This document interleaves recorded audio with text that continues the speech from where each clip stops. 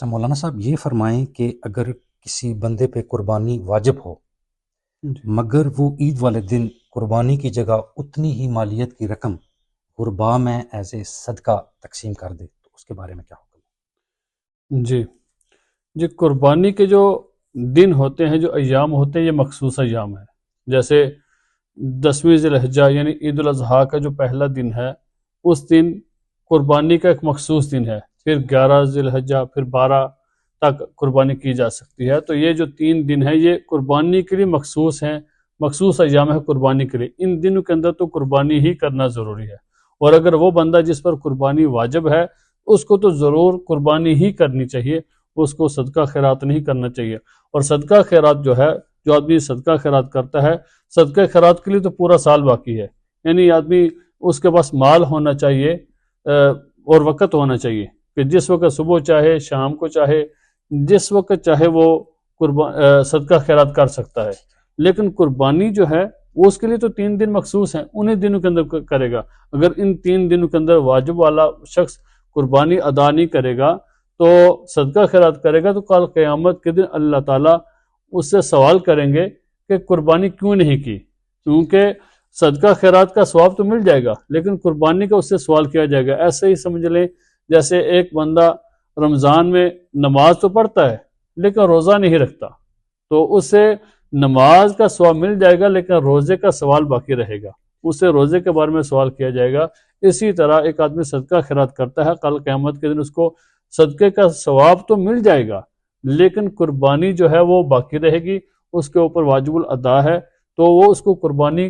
کا سوال اسے کیا جائے گا۔ تو ویسے بھی حدیث کے اندر 10ویں ذی الحجہ کو سب سے زیادہ جو محبوب عمل ہے ان دنوں کے اندر جانور کا ذبح کرنا، جیسے حدیث پاک میں آتا ہے، حضرت عائشہ رضی اللہ تعالی عنہا سے روایت ہے، رسول اللہ صلی اللہ علیہ وسلم نے ارشاد فرمایا کہ 10ویں ذی الحجہ یعنی عید الاضحیٰ کے دن ابن آدم کا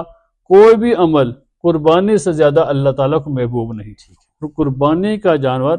کل قیامت کے دن اپنے سینگوں، بالوں اور کھروں کے ساتھ زندہ ہو کر آئے گا، اور اتنا مبارک عمل ہے کہ قربان کے جانور کا خون زمین پر گرنے سے پہلے ہی اللہ کی بارگاہ میں قبول ہو جاتا ہے۔ تو اس دن کے اندر جو سب سے محبوب عمل ہے وہ کیا ہے؟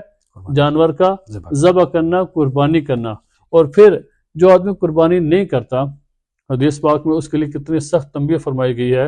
حضرت ابو ہریرہ رضی اللہ تعالیٰ عنہ سے روایت ہے، رسول اللہ صلی اللہ علیہ وسلم نے ارشاد فرمایا، جو شخص باوجود وسعت کے، یعنی ایک آدمی کے پاس گنجائش ہے، صاحب نصاب ہے، اس کے پاس وسعت ہے قربانی کرنے کی، پھر قربانی نہیں کرتا، فرمایا وہ ہماری عیدگاہ کے قریب بھی نہ آئے۔ کتنی سخت وعید ہے اس شخص کے لیے کہ جس پر قربانی واجب تھی،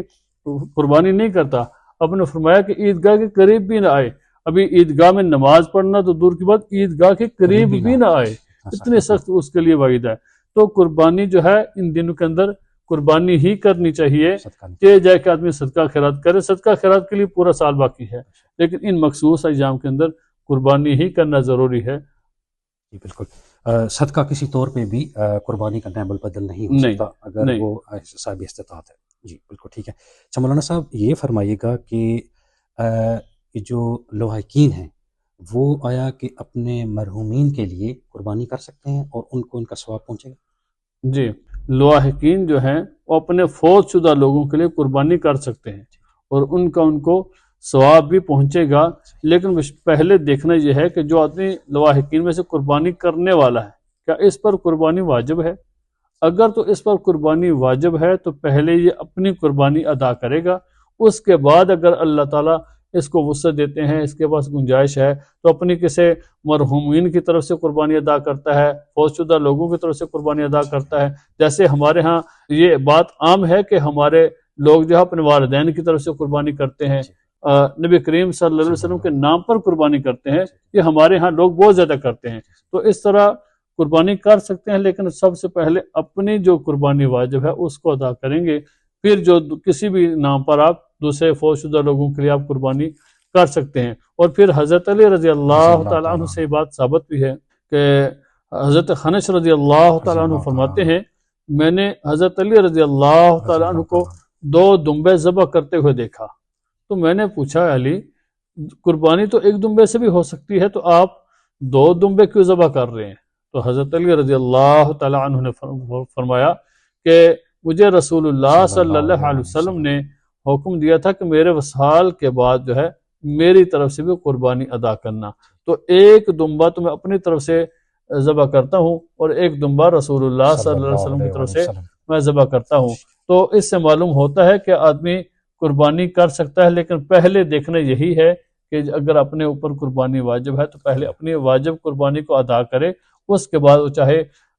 اپنے مرحومین کی طرف سے قربانی کرے، والدین کی طرف سے کرے، اولاد کی طرف سے کرے، یا رسول اللہ صلی اللہ علیہ وسلم کے نام پر کرے، وہ قربانی کر سکتا ہے اور ان کا ثواب بھی قربانی کو ان کو پہنچے گا۔ بہت اچھے، تھینک یو ویری مچ، بہت شکریہ،